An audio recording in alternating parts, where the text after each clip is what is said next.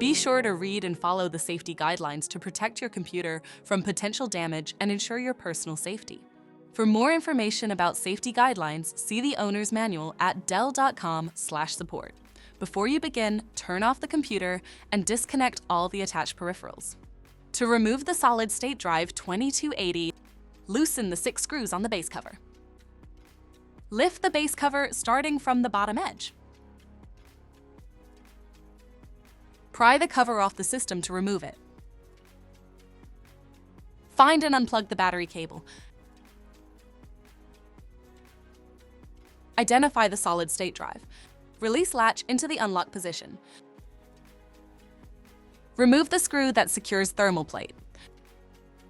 Lift to remove the SSD thermal plate.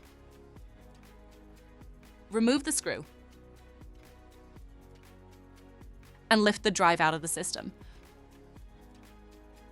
To reinstall the solid-state drive 2280, place it back in the system and install the screw. Relatch thermal plate and tighten the screw to secure it. Release latch into the lock position. Reconnect the battery cable. Place the cover back on the system and tighten the 6 screws to secure it.